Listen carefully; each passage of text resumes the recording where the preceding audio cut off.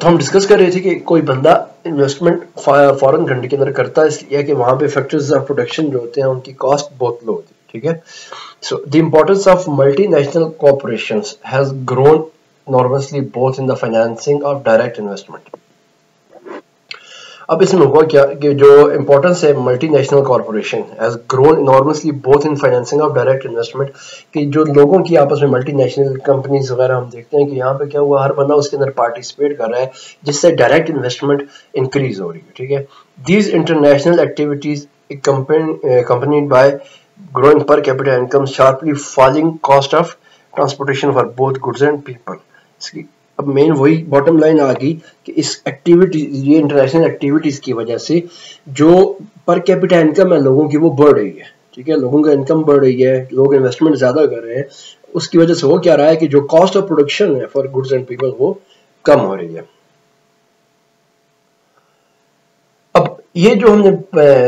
Issues पढ़े हैं कि लोग इन्वेस्टमेंट कर रहे हैं, एक बंदा फॉरेन इन्वेस्टमेंट कर रहा है, लोग शिफ्ट कर रहे हैं अपने पैसे को वहां पे जहां पे उनको लेबर सस्ती मिल रही है, कॉस्ट कम है उनकी प्रोडक्शन की, वहां पे इन्वेस्टमेंट कर रहे हैं। अब हमें पता चल गया कि इतनी अमाउंट में पैसा यहाँ से बाहर जा रहा है या बाहर से यहाँ पे आ रहा है, so it is no longer limited to the state कि वो अपने ही पब्लिक पॉलिसी को डिस्क्राइब करे, उसके अंदर बाकी जो कंट्रीज होती हैं वहां पे उनका भी लेन देन होता है, वहां पे उन लोगों का पोर्शन होता है, वहां पे जो उनका प्रोपोर्शन है। सो ये जो टैक्स कलेक्शन है वो इंटायरली उनकी डोमेस्टिक बेस नहीं होती, ठीक है, पैसा उनका बाहर भी जा रहा होता है।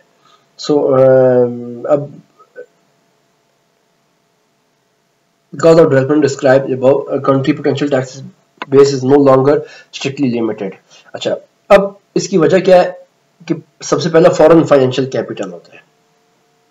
आपके पास। Foreign sometime in your country you have a foreign financial capital. लोग क्या करते हैं कि अपना पैसा आपके मुल्क में रखते हैं, तो वो आपके पास एक फाइनेंशियल कैपिटल के तौर पे होता है, फॉरेन फाइनेंशियल कैपिटल के तौर पे उसको आप अपने पास रखते हो। Then foreign direct investment, FDI जिसको हम बोलते हैं, लोग आपके मुल्क में इन्वेस्टमेंट कर रहे होते हैं, वो एक अमाउंट होती है फाइनेंस के पास जिसके ऊपर उनको उनके लिए जो अपनी टैक्स कलेक्शन होती है वो उससे एवेट करते हैं। देन फॉरेन कंज्यूमर्स, ठीक है, आपकी डोमेस्टिक मार्केट में से आपके फॉरेन कंज्यूमर्स होते हैं, ठीक है। Foreign workers working in your country, वो आपके मुल्क में काम कर रहे होते हैं। अब वहाँ पे जो बात में हमने डिस्कस की थी, एक बंदा यहाँ से सऊदी अरब जा रहा है, अब सऊदी अरब जब अपने लिए पब्लिक पॉलिसी बनाएगा, फाइनेंस पॉलिसी, तो उसके लिए क्या करेगा, उसमें के पास एक बहुत बड़ा इशू होगा कि वहाँ पे जो लोग काम कर रहे हैं आउटसाइडर, वो उतने पैसे वहाँ से कमा के बाहर भेज रहे हैं, ठीक है। तो इतनी अमाउंट में पैसा उसके मुल्क से बाहर निकल रहा होता है। In foreign individuals with high incomes including pensioners, foreign individual जिनके पास काफ़ी इनकम होती है आपके मुल्क में, तो ये आपके पास क्या करते हैं, पेंशन होती है उनके पास, वो आपके लिए आपकी जो टैक्स बेस है उसको काफ़ी वाइडन कर देते हैं। When people face high tax rates or an unfriendly tax climate in today's environment, they may, अब होता क्या है कि जहाँ पे लोग हाई टैक्स रेट उनको मिलते हैं, ठीक है, या उनका जो इन्वेस्टमेंट का एनवायरनमेंट होता है अगर वो उनको फ्रेंडली नहीं होता, तो वो उनके पास मुख्तलिफ ऑप्शंस होते हैं, ठीक है। चॉइस होती है कि सबसे पहले क्या है, वोट विद देयर फीट। अब करते क्या है, वो एक बंदा पाकिस्तान के अंदर रह रहा है, उसने इन्वेस्टमेंट करनी है पाकिस्तान के अंदर, अब अगर वो देखता है कि यहाँ पे टैक्स वॉल्यूम मेरे ऊपर बहुत ज़्यादा है, मैं बर्डन बहुत है, टैक्स बर्डन मेरे ऊपर बहुत ज़्यादा है, तो वो इसको ख़त्म करने की कुछ कोशिशें करेगा। सबसे पहले वो क्या करेगा, वो अपने जो he would vote with his feet, किस तरह कि वो यहाँ से माइग्रेट कर जाएगा किसी ऐसे मुल्क में जहाँ पे उसके पास जो टैक्स बेस होगी वो उसके ऊपर कम होगी, वो उसको टैक्स बर्डन कम उठाना पड़ेगा, प्रोडक्शन ज़्यादा कर सकेगा, वो अपने गोल्स को अचीव कर सकेगा।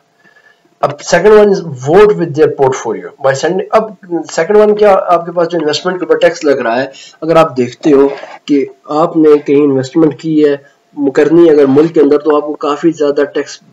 फेस करना पड़ रहा है, टैक्स बर्डन है बहुत ज्यादा आपके ऊपर, आपको उसको फेस करना है। तो अब आप यहाँ पे क्या करोगे, आप अपना पैसा उठा के यहाँ से थ्रू हुंडी या कहीं भी आप पैसे को बाहर ट्रांसफर कर दोगे और इन्वेस्टमेंट आपकी जो अपनी है इस टैक्स को अवॉइड करने के लिए आप अपना पोर्टफोलियो जो आपके पास पैसा है उसको बाहर ले जाओगे, ठीक है।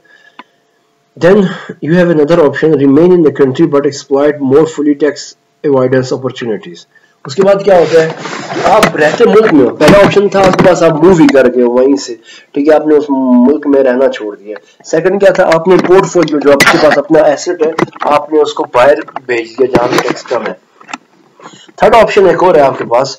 आ जाती है कि जहाँ पे आप रह रहे हो अगर टैक्स बेस वहाँ पे बहुत ज्यादा है, आपके ऊपर टैक्स ज्यादा है, टैक्स आप ज्यादा क्वालिफाइंग टैक्स पे कर रहे हो, तो आप क्या करते हो, आप ऐसी अपॉर्चुनिटीज ढूंढते हो जहां से आप टैक्स अवॉइड कर सको, ठीक है, कि जहां से आपको टैक्स ना पे करना पड़े। तो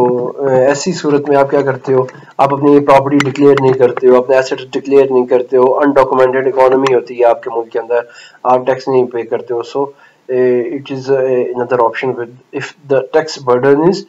unfriendly, then engage in or increase explicit tax evasion, ठीक है। Again then you try to avoid the taxes, आपकी कोशिश होती है कि उसको engage करने की ताकि ज़्यादा से ज़्यादा आप टैक्सेस को अवॉइड कर सकें, ठीक है। अच्छा, उसके बाद हमारे पास the main arguments in favor of tax competition are the following, कि हमारे पास टैक्स का कंपटीशन है, ठीक है, एक मुल्क में भी टैक्स हो रहा है, दूसरे मुल्क में भी टैक्स लग रहा होता है, तीसरे में भी वहां पे कंपटीशन होता है, ठीक है। तो इस वजह से इसके कुछ फायदे भी हैं, ठीक है। अब इसके फायदे क्या है, it forces countries to lower their high tax rates specially on mobile tax base such as financial capital and high skilled workers. अब टैक्स कंपटीशन जब नॉर्मली इस बात का हर एक को अंदाजा भी है कि किसी भी मार्केट के अंदर अगर वहां पे कंपटीशन ना हो तो वो बंदा जो अगर वहां पे मोनोपोली है तो वो अपनी मोनोपोली को एंजॉय करेगा हमेशा, ठीक है। सिमिलरली अगर कोई दुनिया के अंदर कंट्रीज में टैक्स के अंदर कंपटीशन नहीं है तो वो बंदा जो टैक्स जिसके पास जिसने टैक्स पे करना है या जहां पे वो रह रहा है तो उसके पास ऑप्शन नहीं होगा, ठीक है। तो जब टैक्स मार्केट के अंदर इंटरनेशनली कंपटीशन होगा तो उसके हमें कुछ फायदे होंगे। पहला फायदा क्या है कि जो हर कंट्री जब टैक्स लगा रहा है वो आपस में कंपटीशन करेंगे, ठीक है। तो जब जब वो टैक्स कंपटीशन, अब देखते हो मार्केट के अंदर दो लोग हैं ऐसे जो एक ही प्रोडक्ट अगर सेल कर रहे हैं तो आप क्या करोगे, आप देखोगे जो मुझे कम प्राइस पे दे रहा है आप उससे खरीदोगे। सिमिलरली जहां पे आप टैक्स कंपटीशन आ जाएगा वहां पे आप देखोगे जो कंट्री आप पे कम टैक्स लगा रहा है तो आप क्या करोगे, वहां पे आप शिफ्ट कर लोगे। इसलिए जब कंपटीशन आएगा तो हर कंट्री चाहेगा मैं कम से कम टैक्स लगाऊं ताकि मैं ज्यादा से ज्यादा इन्वेस्टमेंट मेरे पास आए और ज्यादा से ज्यादा जो स्किल्ड लेबर है वो भी मेरे पास आए, ठीक है। समझ आ गई। एक फायदा ये हो गया इसका कि